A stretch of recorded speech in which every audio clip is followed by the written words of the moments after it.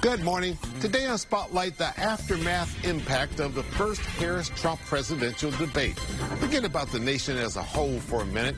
What do the results of this spirited face-off exchange potentially mean for our swing state of Michigan? And all of this less than 2 months before the important November general election. We'll ask Professor Dave Dulio of Oakland University. And later on our Sunday morning program, meet one of this year's Fostering Future scholars and find out how the Michigan Education Trust has helped to point her in the right direction for future success. We'll talk to Met Director Diane Brewer and student scholar Rebecca Yeager. It's Sunday, September the 15th. I'm Chuck Stokes, and this is Spotlight.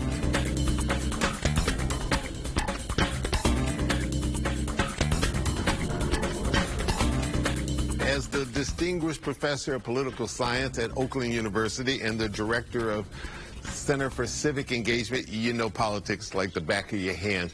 You have seen this latest debate between Kamala Harris and Donald Trump. Your reaction to what you saw and the impact that it may have on this swing state of Michigan? Well, you know, I think what we saw was pretty much expected. Right, we knew that Vice President Harris had been prepping for at least a week and was in some pretty heavy debate prep. And I think that showed. She was certainly prepared, but I think it really came across in some of the, I'll call them planned answers that she had, and she delivered them very well. And I think that they landed well and played well with the audience. I think Donald Trump's going to be Trump. Right. And that was also reflected. You know, he's going to speak in hyperbole. He's going to speak off the cuff. And he certainly did that. In terms of impact, I think it's always best to take a beat and let it settle for a few days, which we can do that now. And I think that you're seeing across the political spectrum, everybody seems to think that Vice President Harris did better. But what does that mean for election outcomes? I think that if you went into this as a Harris supporter, you're still a Harris supporter. If you went into it as a Trump supporter, you're still a Trump supporter. And it's that ever shrinking middle, right, that we have to wonder about. And I wonder if they watched or if they got frustrated with the maybe lack of specificity that we heard and sort of just threw up their hands. Well, you raise a good point, Dr. Dulio, because it's that, as you say, shrinking middle. Those independents, sometimes they vote Democrat, sometimes they vote Republican, sometimes they don't vote at all, and they may be true on quote-unquote independents. But in a state in which the last go-around, President Biden only won this state by 2.78%, 154,000 votes, which is a whisker. That middle can potentially make a big difference, correct? Oh, my gosh, that middle is going to decide the election. Absolutely, right? I think that both sides are going to turn out their bases, and it's going to be up to those middle of the road voters, persuadable voters, gettable voters, really to decide the election. And that's where I think you're going to see the candidates target their efforts, their resources and other efforts in the last 50-some days of this campaign. Yeah.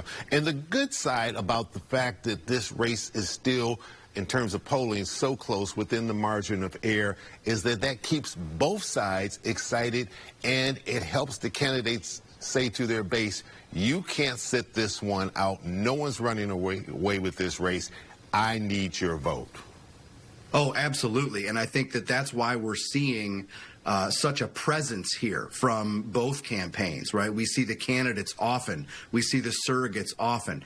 And a candidate's time is arguably the most precious resource that they have, because it is always shrinking. It is always decreasing, right? You can always go raise more money, but you can't make more time. And for them to spend time here in Michigan, which they are doing, makes that exact point. They're trying to keep their bases energized and engaged so that they turn out and cast a ballot, either absentee, early voting, or on Election Day.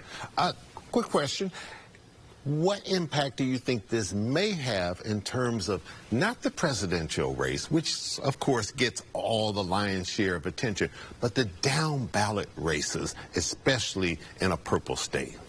Yeah, absolutely. Huge impact, I think, from a shift from President Biden at the top of the ticket to one that has Vice President Harris at the top of the ticket. Because, as you know, Chuck, right, when President Biden was the leader of the Democratic Party and running for re-election, there was some reticence, I think, among some Democrats. It's certainly a lack of enthusiasm to the levels that we see now.